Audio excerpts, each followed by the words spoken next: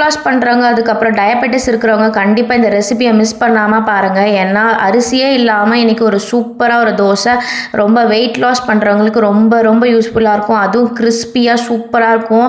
இதுக்கு மேட்சிங்காக வந்து பார்த்திங்கன்னா மொச்சை இருக்குல்ல, அதோட வந்து தோல் உரித்து ஒரு 2 ஸ்பூன் மட்டும் ஆயில் யூஸ் பண்ணி சூப்பரான ஒரு குருமா. கண்டிப்பாக இந்த மாதிரி ட்ரை பண்ணி பாருங்கள். அது மாதிரி சேனலுக்கு ஃபஸ்ட் டைம் வரீங்கன்னா சப்ஸ்கிரைப் பண்ணிவிட்டு பாருங்கள். நம்ம சேனலில் தான் ஹெல்த்தியான பிரேக்ஃபாஸ்ட் ரெசிபிஸ் வாரம் கண்டினியூஸாக அப்லோட் பண்ணிகிட்ருக்கோம். இப்போ 1/2 கப்பு வந்து பார்த்திங்கன்னா உளுந்து எடுத்துக்கோங்க. அது கூட 1/4 டீஸ்பூன் மட்டும் வெந்தயம் எடுத்துட்டு நல்லா ஃபஸ்ட்டே வந்து நல்லா ஒரு 2 வாட்டி கழுவிட்டு அதுக்கப்புறம் ஒரு 2 மணி நேரம் ஊற வச்சுக்கோங்க போதும்.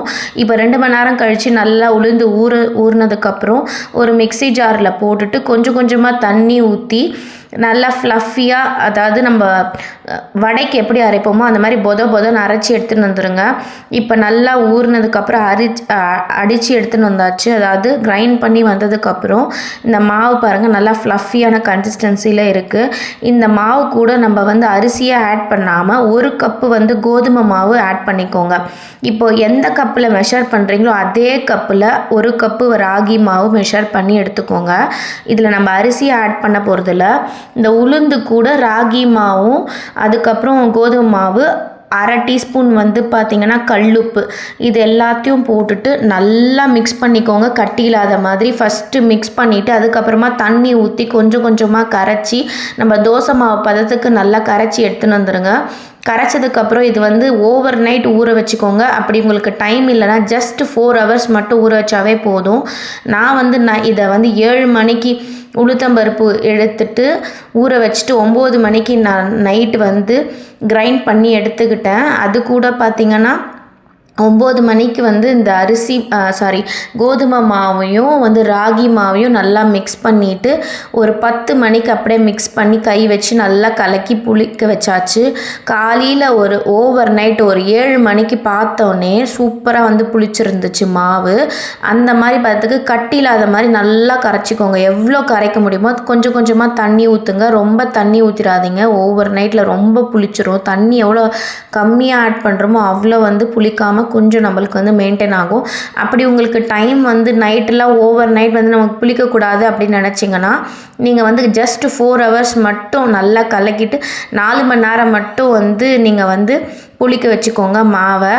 4 மணி நேரம் புளிக்க வச்சா கூட நல்லா தோசை வந்து நல்லா சூப்பராக கிறிஸ்பியாக ஃப்ளஃபியாக வரும். இப்போ பாருங்கள் நல்லா வந்து கரைச்சாச்சு. இப்படி எடுத்து பார்த்தோன்னே பாருங்கள் ஒரே ஒரு உருண்டை கூட இல்லை, அதாவது ஃப்ளஃபியாக மாவு எப்படி ரைஸ் ஆகி வருது பாருங்கள். கட்டியில் அந்த மாதிரி சூப்பராக கலக்கிட்டு வந்தாச்சு. இப்போ வந்து இதை வந்து நான் ஓவர் நைட் ஊற வச்சுட்டேன். ஆனால் உங்களுக்கு வீடியோக்காக நான் சொல்கிறேன் 4 மணி நேரம் ஊற வச்சுக்கோங்க. இப்போ நான் வந்து இதை ஓவர் நைட் ஊற வச்சுட்டு பாருங்கள் சூப்பராக மாவு வந்து புளிச்சிடுச்சு. அரிசியே இல்லாமல் ஒரு தோசை இன்றைக்கி, அதுவும் அவ்வளோ கிறிஸ்பியாக சூப்பராக இருக்கும். கண்டிப்பாக ட்ரை பண்ணி பாருங்கள். இப்போ நல்லா வந்து ஃபுல்லாக வந்து நல்லா மிக்ஸ் பண்ணியாச்சு. ஓவர் நைட் புளிக்க வச்சதுக்கப்புறம் மிக்ஸ் பண்ணிவிட்டு நம்மளுக்கு எவ்வளோ வேணுமோ அவ்வளோ மாவு மட்டும் கொஞ்சமாக எடுத்துகிட்டு அதில் தண்ணி ஊற்றி கொஞ்சமாக கரைச்சி தோசை மாவு பதத்துக்கு கரைச்சி வச்சுக்கோங்க. இப்போ அதுக்குள்ளே வந்து நம்ம ஒரு குருமா சூப்பராக ஆட் பண்ணிட்டு செஞ்சுட்டு வந்துடலாம். ஒரு 2 டீஸ்பூன் ஆயில் ஆட் பண்ணிக்கோங்க. ஒரு மராட்டி மொக்கு, ஒரு 1/2 பட்டை மட்டும் ஆட் பண்ணிக்கோங்க. ஒரு சின்ன பே லீஃப், அதாவது பே லீஃப்னால் எனக்கு தமிழ் சொல்ல தெரில.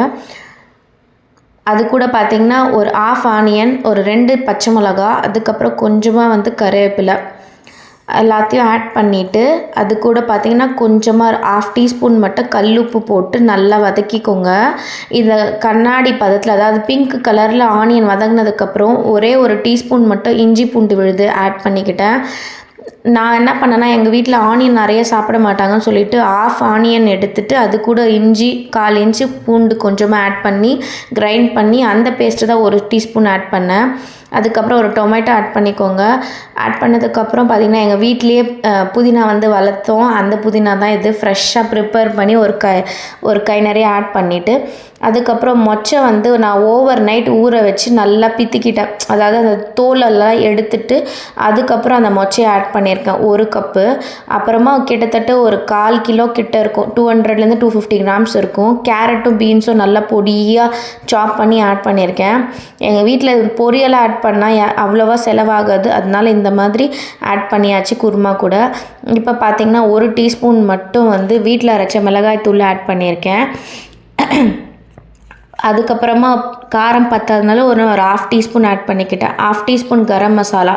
இப்போ இது 2 மசாலா மட்டும் ஆட் பண்ணிவிட்டு கிட்டத்தட்ட ஒரு 250 ml இருக்கும் ஃப்ரெஷ்ஷாக தேங்காய் பால். நீங்கள் தேங்காய் பால் எடுக்கும்போது கொஞ்சமாக ஒரு 1/4 கப்பு நீங்கள் ஆட் பண்ணி குடிச்சிருங்க. அதாவது வாயில் ஊற்றிக்கோங்க. ஏன்னா பார்த்தீங்கன்னா அது வந்து நல்லா உங்களுக்கு தெரியும். அந்த வயிறோட புண்ணெல்லாம் சூப்பராக கிளியர் பண்ணும். கூட 1/2 கப்பு தண்ணீர் ஆட் பண்ணிக்கிட்டேன். எல்லாத்தையும் மிக்ஸ் பண்ணிட்டேன். இப்போ சப்போஸ் உங்களுக்கு தேங்காய் பால் இவ்வளோ வந்து எடுக்க முடியல அப்படின்னு நினச்சிங்கன்னா கொஞ்சமாக ஒரு 5-6 கேஷ்யூ நல்லா ஊற வச்சுட்டு ஒரு 10 நிமிஷம் மட்டும் ஹாட் வாட்டர் ஊற வச்சு அந்த கேஷ்யூ பேஸ்ட்டு போட்டால் கூட இதே டேஸ்ட் வரும். நான் வந்து எங்கள் வீட்டில் ஃப்ரெஷ்ஷாக எப்போவுமே வந்து கோக்னட் மில்க் எடுத்து தான் யூஸ் பண்ணுவோம். இந்த மாதிரி 2 டீஸ்பூன் ஆயிலில் மட்டும்தான் நான் வந்து தேங்காய் பால் குருமா செய்வேன். ஸோ அதனால தான் உங்களுக்கு இன்றைக்கி காட்டியிருக்கேன். இப்போ எல்லாத்தையும் ஸ்டீம் பண்ணிவிட்டு ஒரு 1/2 கப்பு தண்ணீர் மட்டும் ஆட் பண்ணிவிட்டேன். எந்த கப்பில் மெஷர் பண்ணிங்களோ அதே கப்பில் தண்ணீர் ஆட் பண்ணிவிட்டு ஒரு விசில் மட்டும் போட்டுட்டு கொஞ்சமாக ஒரு விசில் வந்ததுக்கப்புறம் அப்படி திரியாக இருக்கும். பயப்படாதீங்க. அகெயின் ஒரு 10 நிமிஷம் மீடியம் ஃப்ளேமில் வச்சுட்டு கொஞ்சமாக பொடியாக நறுக்குன கொத்தமல்லி ஆட் பண்ணிவிட்டு 10 நிமிஷம் மட்டும் வச்சாவே போதும். அந்த நிறையா இருக்கும்ல தேங்காய் பால் ஸ்டீம் பண்ணது அதெல்லாம் வந்து கிளியராகி இந்த மாதிரி கன்சிஸ்டன்சிக்கு வந்துடும். இப்போ தோசை மாவு பார்த்திங்கன்னா ஃபுல்லாக வந்து லோ ஃப்ளேம்லேயே வச்சு நல்லா தோசை வந்து மெலிசாக ஊற்றுங்க. மெலிசாக ஊற்றும்போது பாருங்கள் இவ்வளோ மெலிசாக ஊற்றணும். இன்னும் கூட மெலிசாக ஊற்ற முடிஞ்சுன்னா ஊற்றிடுங்க. கொஞ்சமாக நான் நெய் ஆட் பண்ணிக்கிட்டேன் பசங்களுக்காக. குழந்தைங்க இருக்கிறதுனால நான் நெய் கொஞ்சமாக ஆட் பண்ணிவிட்டு அதுக்கப்புறம் பார்த்திங்கன்னா ஒரு 2-3 நிமிஷம் அப்படியே மீடியம் ஃப்ளேமில் வைக்கணும். இது வந்து ரொம்ப பொறுமையாக இருந்தால் தான் அந்த தோசை வந்து நல்லா கிறிஸ்பியாக இருக்கும். எவ்வளோக்கு எவ்வளோ அந்த ஆயிலோ கீயோ வந்து அதிலே வந்து ஊறி எடுத்ததுக்கப்புறம் தான் இது வந்து சூப்பராக இந்த மாதிரி கிறிஸ்பியாக வரும். ஆனால் இது சூடோடு சாப்பிட்டா மட்டும்தான் இது கிறிஸ்பியாக இருக்கும். ஒரு 2 மினிட்ஸ் கழிச்சே அது வந்து கிறிஸ்பினஸ் கம்மியாயிடும். ஸோ பிடிச்சிருந்தா லைக் பண்ணுங்கள், சப்ஸ்கிரைப் பண்ணிக்கோங்க. பாய்.